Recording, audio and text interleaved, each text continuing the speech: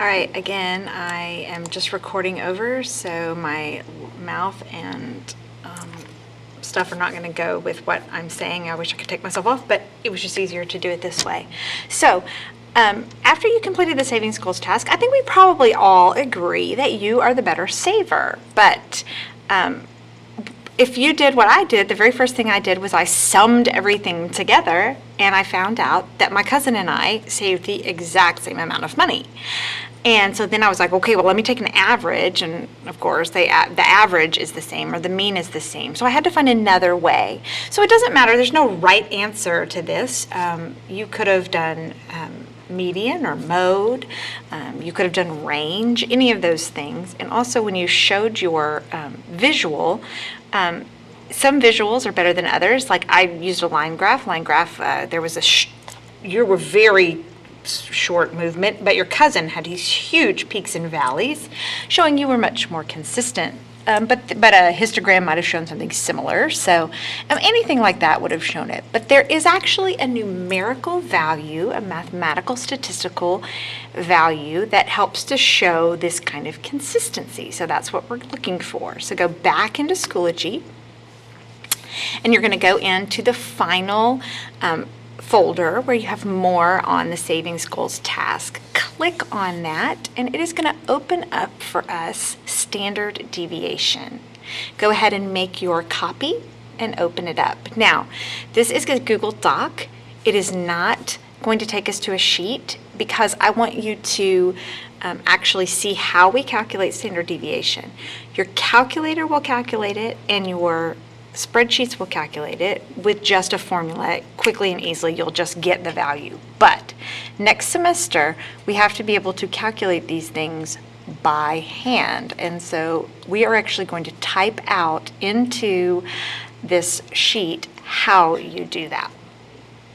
All right, so you'll see at the top of the page that we are finding standard deviation, and it says that we need to find your mean value. So we already did that, or I did that when I was trying to calculate, and I got 52. So my mean is 52, so I'm going to plug 52 into that top value so that we can calculate standard deviation. Now, standard deviation is exactly what it sounds like. Deviate. How far does each data value deviate from the middle? So here's how we calculated it. There's my mean, 52. And then the second step is I'm going to plug these values into the table. So the table says I need my data values. So I need to figure out how much that I saved each day. So I'm going to go, let me type those in real quick. And I just got that from the problem that we just did. I type in the data values for each month. So once I get those all typed in,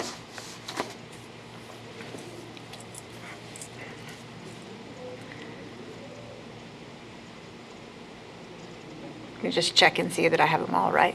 All right.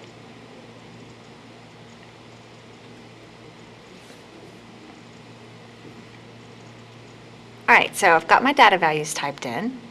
Now, the next thing says that I am going to find the difference from the mean to the data value.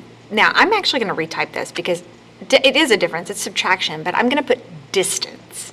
Because truthfully, I don't care if it's to the right or the left of the data value. I don't care which direction. It's distance, one way or the other. I just want to know how far away it is. It doesn't matter which one you put first. 9 times out of 10, when you see the formula, it is going to be written with the x value first, the data value first. So it's going to be data minus mean, but it really doesn't matter. So in this case, I am going to type it in as data minus mean. Now, yes, would it be easier for me just to let my spreadsheet do the subtraction? Of course it would, but I want to type it in so that you can actually see what you're getting, so that if you wanted to go back and look at this and refer to it, you could do that. So 50 minus 52 equals -2. Okay, so in class, someone said, oh, well, I couldn't come out to be a nice, not negative number. But see, if we'd have written it the other way, it wouldn't have been negative. However, further on down where we have 55 minus 52, we get 3, that would have been negative. So see, it doesn't matter which direction you write it. It's a distance though. So once I get all of these typed in,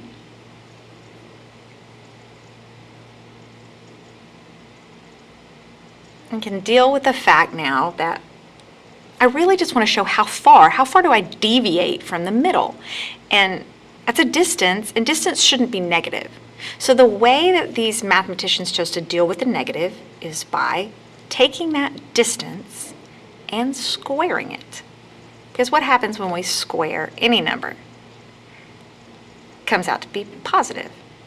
So I can square that and get a positive number. So that's what I'm going to do in my next column over. I am going to square the difference between the data value and the mean, or square the distance there. So let me go, I'm just going to type in these squares because they're all pretty simple and we can just square them. So here we go. I'm just going to type in 4 and 9.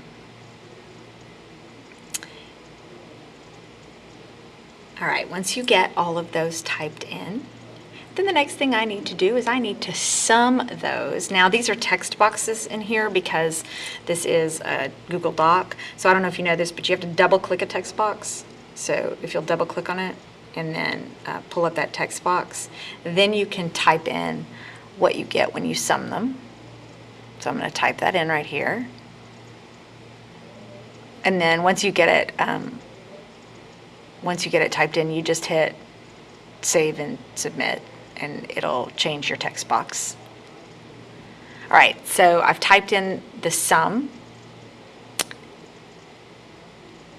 Now, the next thing you're going to do is divide by the number of data values you have, and in this case we have 6, so I get 30 divided by 6, so 5. So again, I got to double click on it and go type in 5. So I divided by my 6 data values, and that means I get 5. So type that in and save and submit. And then the last step is to take the square root of that number. So I'm going to take the square root of 5. Now, 5 is not a perfect square, and it does not break down because 5 is prime. You are going to get an irrational decimal. Now, this is one of the reasons why we go ahead and use calculators in stats, because we need the decimal answer. So there's your decimal. Go type that in. That is your standard deviation. So what does that tell you about how you save? How much do you deviate from the mean or the center? Well, that's a pretty small number, 2.23. I don't deviate a lot from the middle. So you can type that. It asks you, what does this say about how do you deviate? Go ahead and type that into the question. And then I want you to go and find your cousin's standard deviation, following these same steps. Once you've done that, if you'll save it and submit.